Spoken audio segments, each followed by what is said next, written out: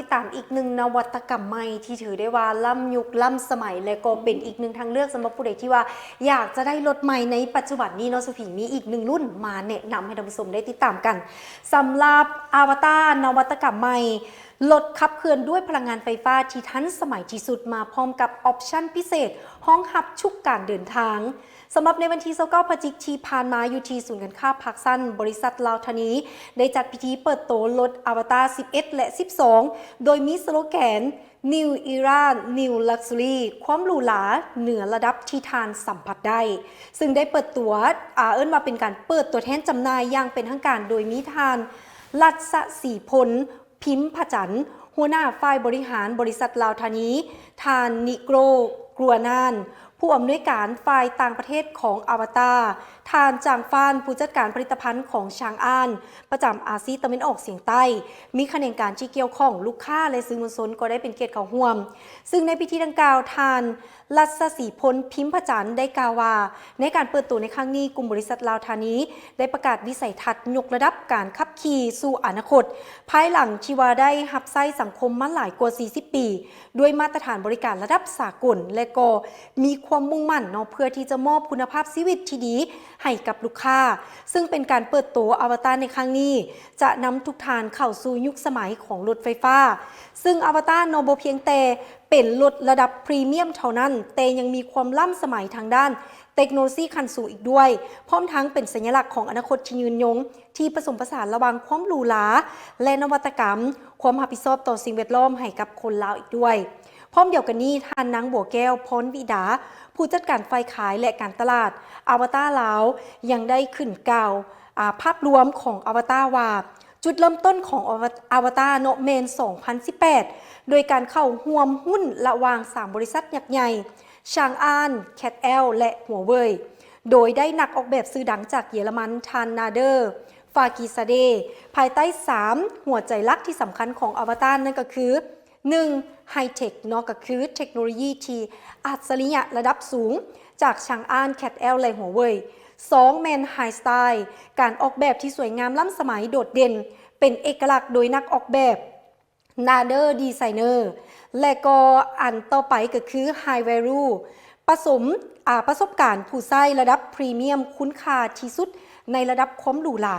ซึ่งจุดเด่นของอวตาร11 SUV 5 บนนั่งขนาดใหญ่จะเป็น Global Version หัวซาก CCS 2 และก็จะเป็นเมนูภาษาไทยมีทั้ง Apple CarPlay และก็ Android Auto ซึ่งว่าท่านไหนที่ว่านำไส้แบบเป็นระบบ Android หรือว่าจะเป็นApple ก็สามารถใส่ได้เสื่อมโตได้ส่วงล่างสปริงแบบนุ่มออกแบบพิเศษความหรูหราที่ว่ามีความทันสมัย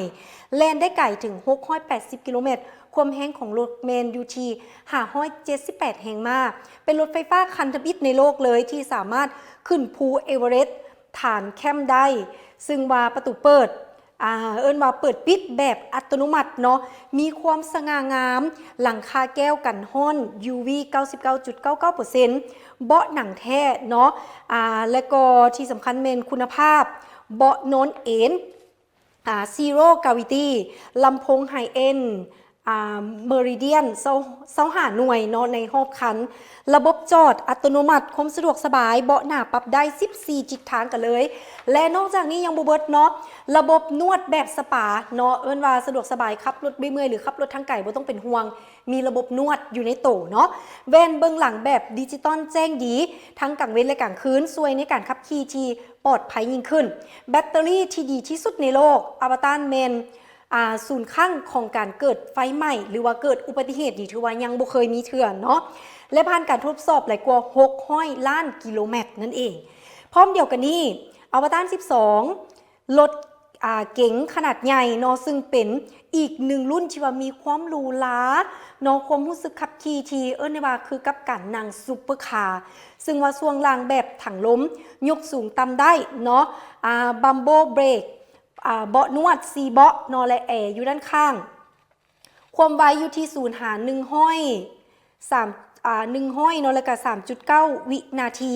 ซึ่งราคาของอวตาร11เริ่มต้นอยู่ที่ 55,000 ดอลลาร์และอวตาร12เริ่มต้นอยู่ที่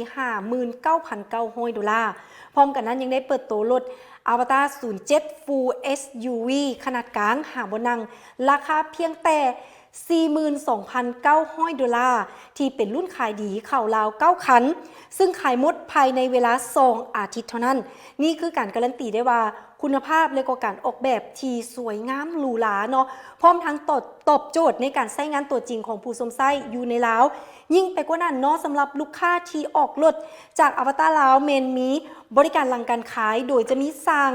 ฝีมืออาชีพเนาะพร้อมทั้งหับประกันแบตเตอรี่และมอเตอร์ 8 ปีน้ำกันเนาะก็คืออยู่ที่ 160,000 กิโลเมตรแถมตู้ซากอีก 11 กิโลวัตต์เนาะในรถทุกคันพิเศษเฉพาะลูกค้าที่จองภายในงานเมนจะได้หับของแถมและก็ส่วนลดพิเศษจากอวตารอีกด้วยสนใจสอบถามข้อมูลเพิ่มเติมได้ที่ห้องการขายเนาะศูนย์การค้าผักสั้นใต้ดินหรือเข้าไปทดลองขับหรือสัมผัสตัวจริงได้ก่อนอยู่ที่ลาวธานีกุนจักหลัก7บ้านศรีวิไลเมืองไซธานีนครหลวงวิจันทร์หรือสอบถามรายละเอียดเพิ่มเติมที่หมายเลขโทรศัพท์02058181999 นี่ก็ถือว่าเป็นอีกหนึ่งนวัตกรรมใหม่ระดับโลกเลยก็ได้ที่ว่ามาโฮดมาถึงประเทศลาวแล้วสำหรับผู้ใดที่ว่าเบิ้งหารถไม่อยู่ก็อย่าลืมไปทดลองขับกับเพื่อนกันได้เนาะก็เป็นรถไฟฟ้าที่ว่าเป็นพลังงานไฟฟ้า เบิ่ง ที่ แล้ว ว่า รู้สึกแบบ รักษาสิ่งแวดล้อมรักษาธรรมชาติบริโภคความคิดเอง เนาะและการที่ว่าออปชั่นนี่ครบเลย โดย ใครสนใจก็ไปเบิ่งกันได้เด้อ พอเบิ่งตามภาพบรรยากาศที่ว่าเอามาออกเมื่อกี้โอ้ยงามแฮงค งาม วามหรู เนาะ ความหลาเนาะ อ่า ราคาก็อยู่ระดับเครื่องกลาง เจ้า ๆที่ว่าเขาสามารถที่ว่าจับต้องได้เนาะ